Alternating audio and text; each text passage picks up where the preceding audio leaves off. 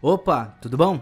Hoje nós vamos continuar o anime, onde o cara tem uma panela e tudo que ele coloca dentro dobra de poder. E é claro, no episódio passado aconteceram muitos problemas. Muitos mesmo. As outras partes estão aí na descrição e o nome do anime também.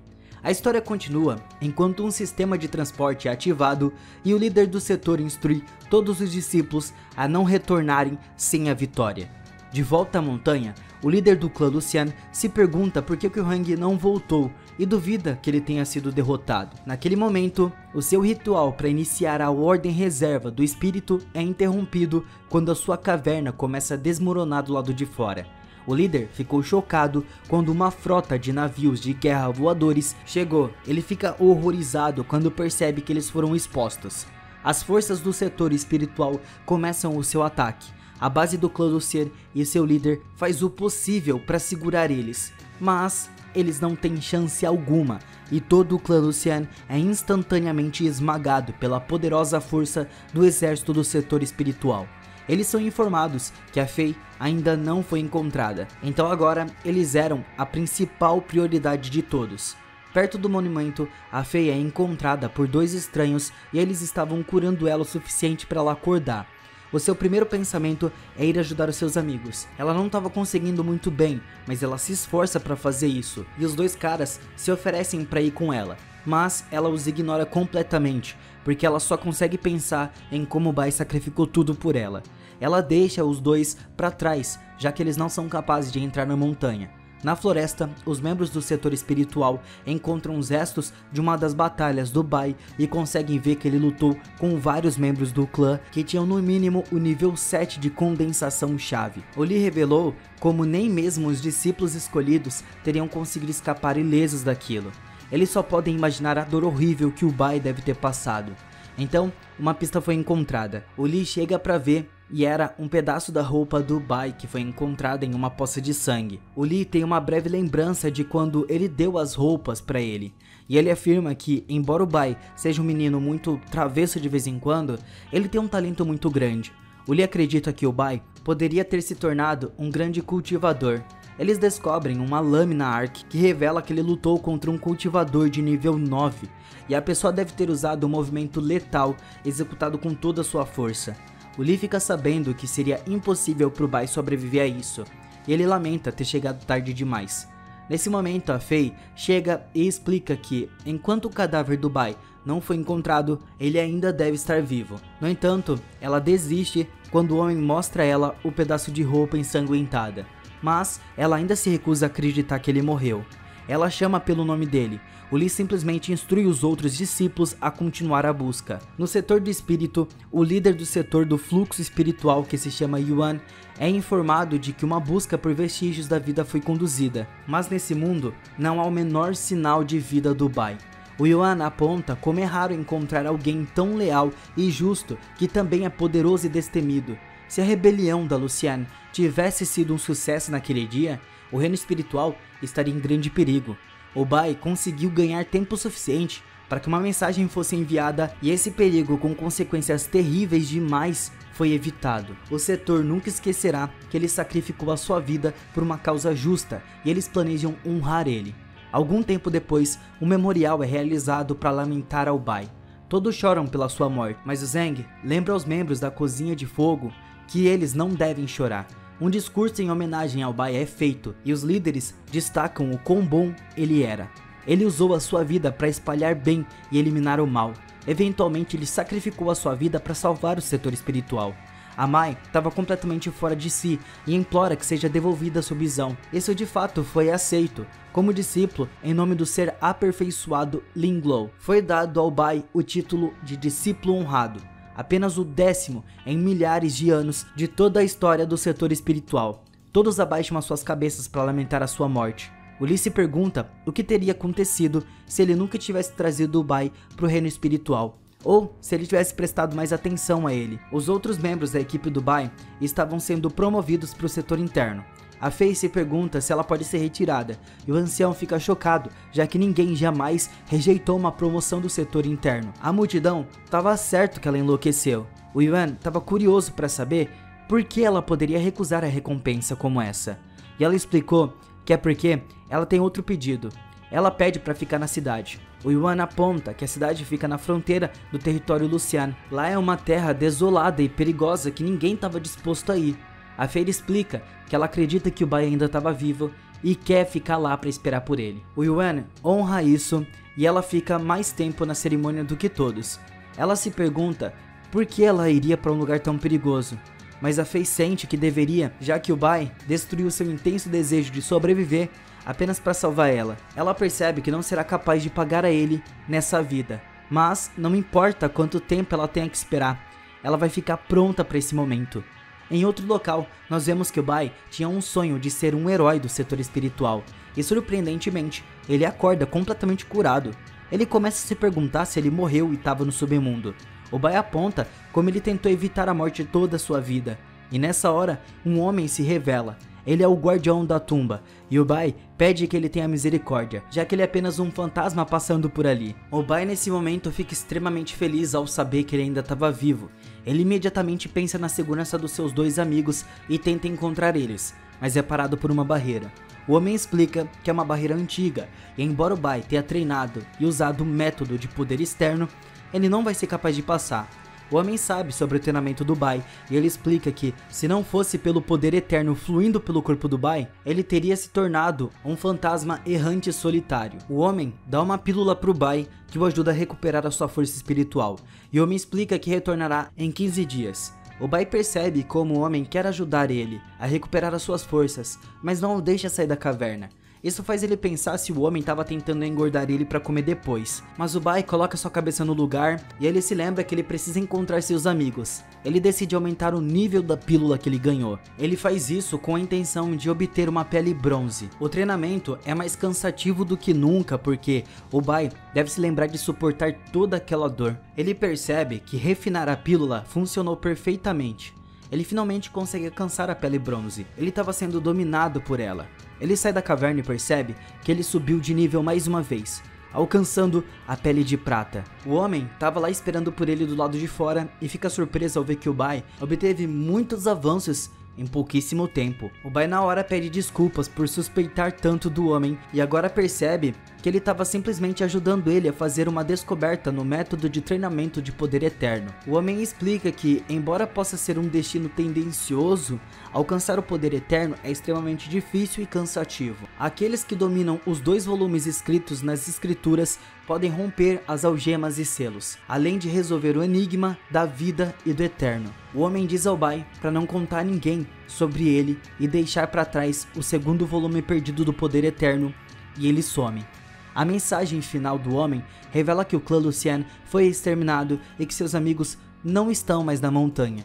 Enquanto isso, na cidade de Ongland, a Fei foi informada que seu superintendente estava chateado que ela não voltou para dar seu relatório sobre a missão por mais de 6 meses.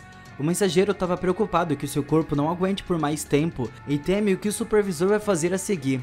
Mas ela não estava nem um pouco preocupada com isso e explica que, contanto que ela possa esperar pelo Bai, ela vai aceitar qualquer punição que receber. Depois, a Fei patrulha a cidade quando nós vemos que o mendigo estava sendo maltratado pela cidade. Quando ele tenta pegar um pouco de comida, ele quase é atropelado por alguém que o chama de mendigo fedorento. A Fei passa e instrui alguém a dar comida para ele, mas ela fica chocada ao ouvir a voz do mendigo quando ele agradece. Quando ela volta para procurar por ele, ela não o encontra, ele já se foi. Muito ansiosa, ela fica procurando e explica que ela nunca esqueceria a voz do Bai pelo resto da sua vida. Outras pessoas insultam o mendigo por perto e a Fei corre para ver quem era o homem. Ela grita o seu nome. O mendigo se vira e revela que de fato ele é o Bai. A Fei não consegue controlar as suas lágrimas e ela fica extremamente aliviada ao ver que finalmente ele voltou. Mais tarde naquela noite, o Bai ganhou roupas novas e uma refeição. A Fei se pergunta por que não ouviu falar dele em 6 meses e explica que todos estavam preocupados. O Bai afirma que perdeu seu transmissor, mas revela que também estava preocupado com ela. Ele não dormiu nada na viagem de volta, e ela aponta que deve ser por isso que as pessoas pensam que ele era um mendigo. Mas ele estava curioso para saber o que a Fei estava fazendo nessa pequena cidade, e a Fei reúne coragem para dizer a ele que veio esperar por ele esse tempo todo. A Fei continua dizendo que seu pai é a única pessoa próxima dela dali. E o Bai fica muito feliz por tudo que ela fez, mas ele diz a ela para não se preocupar, porque ele sempre estará lá para ela sempre que ela precisar dele. Ele resolverá todos os problemas dela e aparecerá em qualquer lugar para ela. Ela começa a chorar e o Bai se solidariza com ela. Vendo que o Bai voltou em segurança, a Fei explica que ela finalmente pode partir sem preocupações, mas não quer ficar sozinha quando ele começa a adormecer.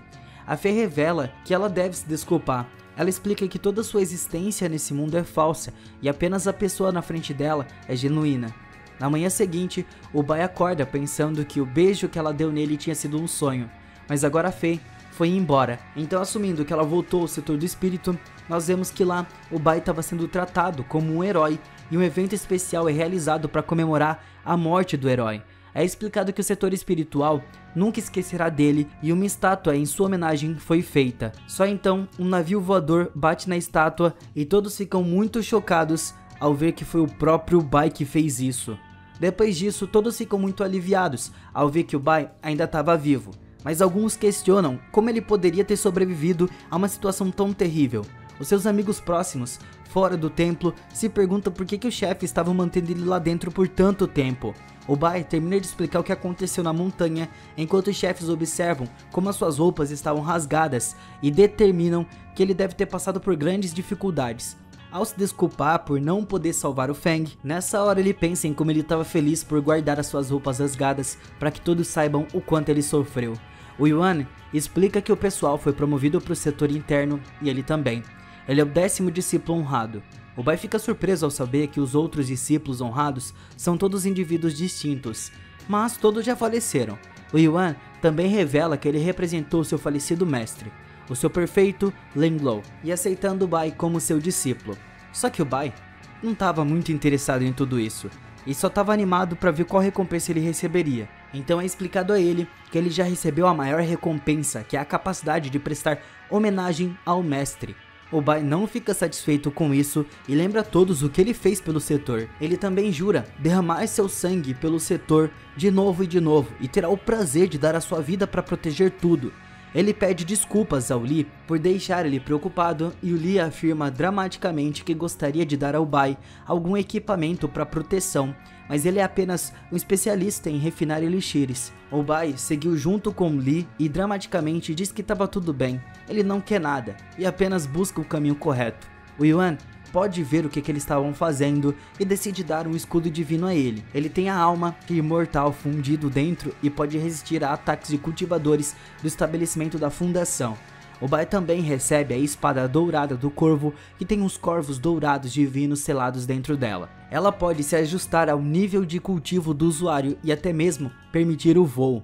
É muito difícil para ele carregar e todos ficam chateados ao ouvir que o Bai quer trocar ela por outra coisa. Os amigos do Bai brigam para poder cumprimentar ele, e ele explica que estava tudo bem agora. Depois, o Bai afirma que já faz um tempo, desde que ele se foi, e todo mundo passa a colocar tudo em dia sobre o que aconteceu. O Bai também conta a todos as histórias que ele sofreu e as famosas batalhas na montanha. A Mai levou ele onde aconteceu a competição do setor e mostra a ele o tamanho da planta utilizada na final entre ele e a Fei. Ela explica que esse era um lugar para homenagear o Bai, mas acabou se tornando o lugar onde os desejos são atendidos. A Mai revela que o seu desejo já se tornou realidade e corre para mostrar a ele outra coisa. Mas, enquanto isso, o Bai só pensa na Fei. Ela disse que o paradeiro da Fei estava sendo investigado na cidade de Dongling. 2 semanas se passaram sem nenhuma notícia. A Fei saiu sem dizer adeus. A Mai interrompe seus pensamentos para apontar como a Fei é sortuda por ter alguém como o Bai tão preocupado com ela. A Mai estava muito confiante que a Fei iria voltar pro Bai. Depois disso, o Bai viu que recebeu vários presentes de líderes de outros setores. As pessoas fofocam sobre como o Bai recebeu a poderosa espada dourada divina do corvo e o Bai decide deixar as pessoas darem uma olhada. A multidão mal consegue olhar para a arma divina, mas imploram para ver de novo. O Bai de fato ganhou muito respeito enquanto caminhava pela cidade, e vemos que o ancião estava cansado de quanta comoção ele estava criando.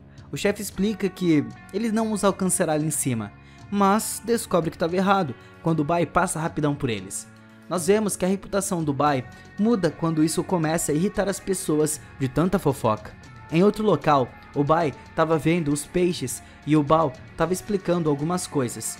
Depois disso, o Bai voa com o Bao e cai em uma árvore. Ele escuta uma voz familiar.